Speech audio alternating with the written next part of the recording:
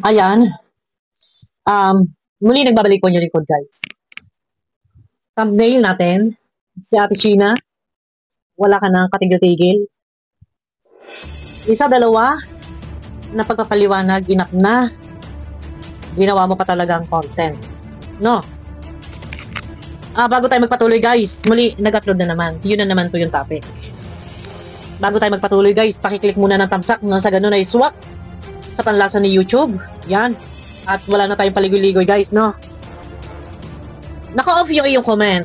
Ang ilang pagpapaliwanag mo na ito. Pangatlo, nandito na rin si Kulot. Nagsalita ba dito si Kulot? Parang hindi yata. Abangan, tingnan natin. Nakailang paliwanag ka na eh. Ginawa mo ng content. Usaping pamilya. Dapat patayin yung issue. Ganun sana. Medyo na ako kasi pag ganitong problemang pampamilya, problemang di umaritang kang gagahasain, yung mga ganung problema pinapatay agad. Naglalabas ba ikaw ng mga pahayag ng ng paglilinaw? Ikaw na lang ang maglinaw. Ganun na lang yun. Guys, pakiclick. Samahan nyo muna ako at baka hindi naintindihan Ate Sheena kung kaano ba kahalaga na protektahan natin ang ating pamilya. Lalo pat ganito yung issue. Buti kung isyong awayan lang to, ay isyong nakahiya-hiya ito. Ay ginawang asal, ginawa mong content, nakailan ka na pahayag, ilan pa ang iyong gagawin? Pasensya na guys, kung medyo ako'y nababadrip lang po. Medyo nababadrip lang po ako kasi hindi na muna ito dapat pang anuhin eh. Kaya ang mga reaktor, kaya syempre makakapagsalita at makakapagsalita ang mga reaktor, no? Dahil, wala kang tigil. Sa kapaliwanag, paulit-ulit naman yun at yun naman din. No? Kasi ang dami na po magre-react na iba't iba na yung mga parang kwento, iba't iba na yung dating mong kwento. Ayan, para malinawan. Ito, pangatlong video na to. Pangatlong video. Isang video lang, patay ng issue, Sheena. Kailangan mo pa talaga ulit mag-update. Patayin ang issue. Dito meron kang title na kahit ako, mali ang pagkakaintindi ko nung una, patayin mo na yung issue. Ano bang issue? Ha? Usaping, di umano, ay tinangkang gahasain. Tinangkang gahasain. Yan yung sinabi ni Kulot. Sige ka pa rin. Sige ka pa rin. May upload ka ngayon. 2 hours ago. Ilang part ba? Sheena, ginawa mo ng asal? Ha? Kasi ang dami hindi naniniwala. Oh. Kasi iba-iba na yung yung mga kwento. Pinagalitan ko daw si Kulot yung sinabi niya sa akin. Alam niyo po, hindi ko siya pinagalitan kahit tanayin niyo po si Kulot. Hindi po yung totoo. Tapos, nakikitira daw si Kulot sa ibang bahay. Hindi rin yung totoo kasi si Kulot nasa bahay po. Kahit tanayin niyo po yung mga kapatid ko nang andun na siya. Meron pang ibang kwento na inaaway daw namin si Kulot. Kami ni Madeline. Naaway daw namin kasi din about sa issue ni Papa. Dito, nililinis. Parang sarili mong nililinis mo dito. Hindi raw nila inaaway. O ano pa? Alam niyo po ba, hindi namin siya inaaway. Kahit tanungin niyo pa si Kulot, pero siya lang din yung makakapagsabi nito. Meron din po doon isang nag-comment na, bakit kasi sinocial media niyo pa? Yan ang hirap sa inyo eh. May nagko-comment. Tapos ngayon, hindi ninyo matanggap yung comment. Ay, sino nga ba? Ang hindi ba papakomment? Ngayong umiyak na yung kapatid mo. Dahil sa sumbong. Normal may magko-comment na hindi ninyo magugustuhan. Tapos ngayon, nagbabasa ka ng comment, may nabasa kang hindi maganda. Ito, todo explanation kayo. Hindi mo kailangan mag-explain. Hindi mo na kailangan pang magsalita na paulit-ulit. Ginawa mo ng content. Isang salita, enough na yun. Makiusap kayo, ipatago yung video. Yun lang yun. Ngayon, kung pagbabasihan mo yung mga comment na hindi magaganda, normal. Dahil sa kwento ni Kulot. Mariosep. Ang namin sa social media nun. Nung gabing pumunta dito si Kulot, meron hindi raw nila iso-social media. Wait. Po doon isang nag-comment na, bakit kasi sinocial media niyo pa? Ang namin sa social media nun. Nung gabing pumunta dito si Kulot, nagsabi siya sa akin. Tapos, nagkwento siya.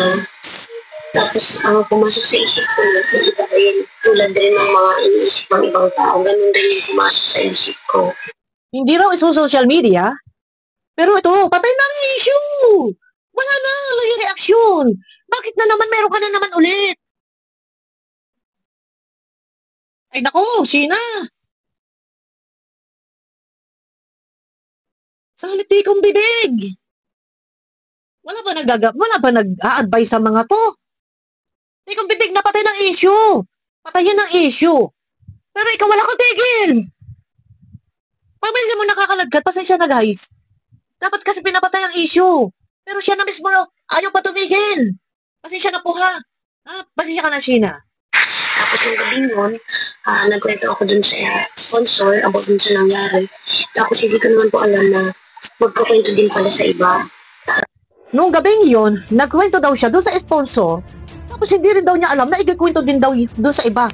Yes, kailangan. Ikwento ay parating. Sa taas, sa kalingap. Dahil ikaw mismo ang nagkwento, ha? Ano ang kwento mo?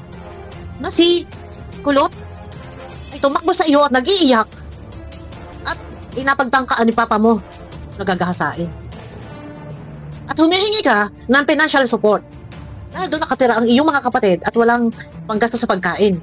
Ngayon, ano sasabihin mo dito? Na nagkwento ka sa sponsor na hindi alam, na hindi mo naman akalaing ikikwento rin pala ng sponsor. Natural, na-concern yung sponsor sa iyo. Nung ikinuwento mo sa kanya, ipinarating sa mga reaktor, pinarating sa akin, and ipinarating namin kay Kuya Bal. No? Para maagapan kung totoo, dahil sa iyo mismo nagmula ang kwento. Oh, ay ayaw mo tumigil! Sige ba? Ngaw pa more, Sheena. Wala ba nag-a-advise dito? Nasa halip ay tumigil na ang mga bibig at nang mapatay ng issue dahil pamilya mo nakakalagkad dito? No? Tapos yun, nagulat na ako, biglang lumabas mo sa social media, pumutok na yung pangyayari. Tapos, nung sinagabihan, kung sa bahay, doon na kami nag-house. Doon na namin inalam kung ano ba yung hindi pa tapos yung kwento niya. Tapos kinagabihan daw, nagpunta na daw doon sa side ni Papa niya at inalam ang kwento. Alam mo, hindi pare-pareho ang mga statement mo. Sabi mo, nung nangyari yon, bago mag-umaga, nagpunta kayo. Tapos ngayon, kinagabihan, ang gulo. Sa totoo lang. Pag kinuha lahat yung mga video mo, pinagbangga-bangga, chinap-chap, halo-halo ang mga salaysay mo, ang kwento mo.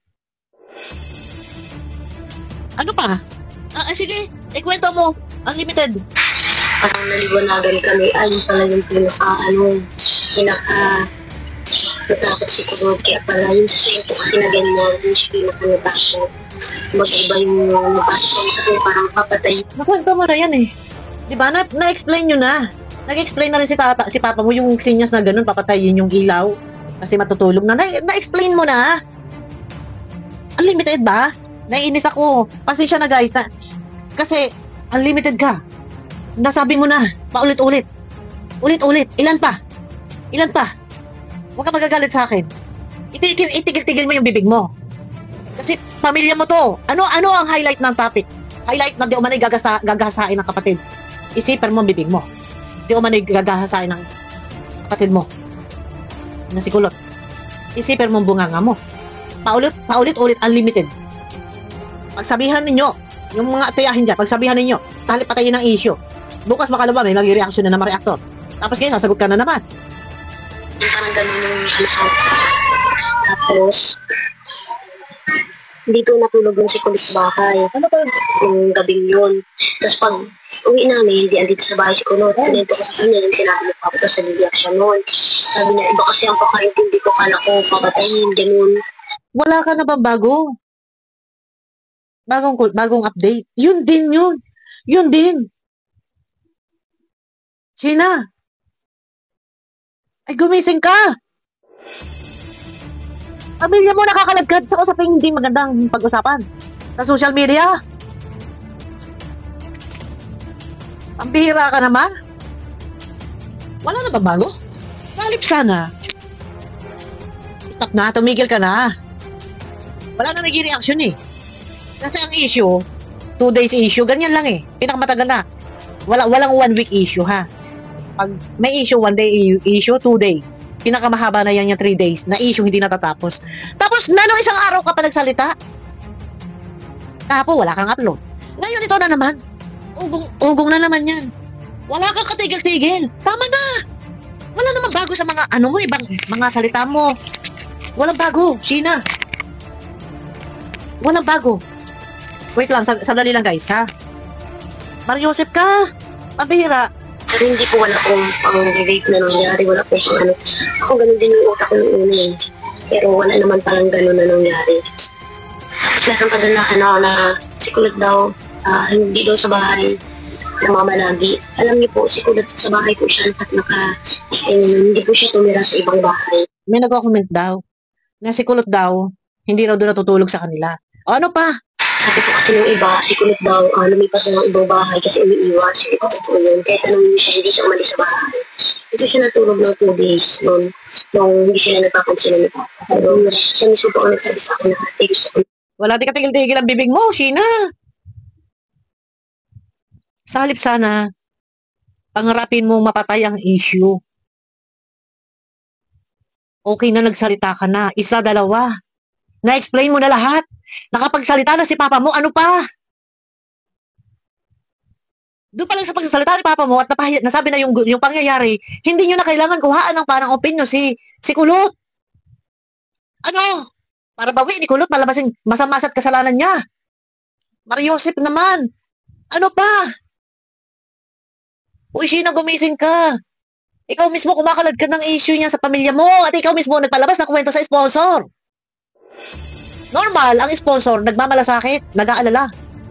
Ha? Baka nga totoo dahil hindi mo naman binawi yung kwento mo. Natural, ipaalam ng sponsor. Dito sa mga vlogger sa Kalingap. Dahil nanghihingi ka, unang-una nanghihingi ka ng pera, panggastos. Tapos kinuwento mo ha. Ang dami mo ba kinuwento na sinasabi mo baka si Papa ay nakagamit? Ang dami. Ikaw mismo naman eh. Ikaw naman mismo eh. Ang nagsumbong. Sa sponsor, hindi mo binawi yung sumbong mo. Normal ang sponsor, magmamalasakit yan. Pagsusumbong niya sa mga vlogger, dalawin ninyo. Dahil hindi mo binawi yung kwento mo kay sponsor. Tapos ngayon, sasabihin mo pa, nagsumbong lang ako kay sponsor, hindi ko naman alam, di susumbong ng sponsor doon yun. Ay, natural! Ang sponsor! Nagmamalasakit yan! Nag-chat nga sa akin ng sponsor. Oh, sis, ano naman, kasi baka nga totoo. Kasi ito, basahin mo. Ano nakalagay doon?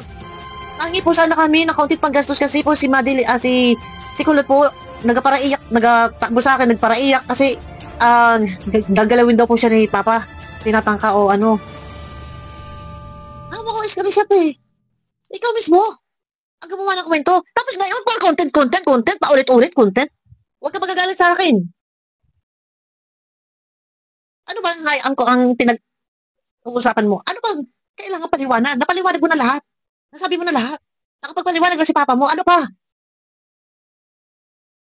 Wala ka natigil. Pasensya ka na. Ha? Sa lahat natin mga minamahal na viewers, nakakarindi. Sheena, nakakarindi. Wala nakatigil. Pasensya ka na ha. Nakakarindi. Paulit-ulit ka na. Tapos kayo pag may reaction, sasabihin mo, iba-iba ang mga reaction. Paulit-ulit. Uwi namin, nag-usap sila automatic. Kasi doon sa bahay, sa Papa niya, nag-usap sila. Ayun po. Ito. Sige pa, baka may part 4 pa yan. Pasundan mo pa ulit. Sheena, pasundan mo pa ulit. Wala na katigil-tigil eh. Tapos pag may mag-reaction, sabihin nyo, samot-sari ang mga opinion ng iba, ng mga reactor. Ginamit po pa yung thumbnail ni Kuya July. Nilagay mo pa dyan. Ikaw naman ang gumawa ng istorya. Ikaw ang unang gumawa ng kwento. Na nag-chat kay sponsor. Siyempre ang sponsor, ipaparating yan sa mga vlogger. Para, ito nga, nakarating nga sa akin yan. I-screenshot na yan, hindi ko agad reactionan yan. Hinintay ko muna ma-vlog. Na-vlog doon sa channel ni Kalinga Prab, nila Ian. Saka pa lang kami nag-reaction. Pero ikaw ang gumawa ng kwento, naglalabas ka ng mga istorya kay sponsor. Sheena. At ikaw ang nagsabi, nagsumbong, na di umano si Kulot. Ay nagkaparaiyak. Oh. Tapos ngayon, ay buti sana kung binawi mo eh. Ilang linggo, ha? February 17, nasa Hong Kong sila Kuya Bal nun. O, kailan umuwi? 20? 21? 22 pa napuntahan? Nung 23 ba napuntahan? Si Kulot? Oh, ikaw ba? Binawi mo yung kwento mo kay sponsor? Hindi. Hindi ka katangihingi ang pera. Tapos ngayon, for content, ginawa mo ng content, paulit-ulit ka.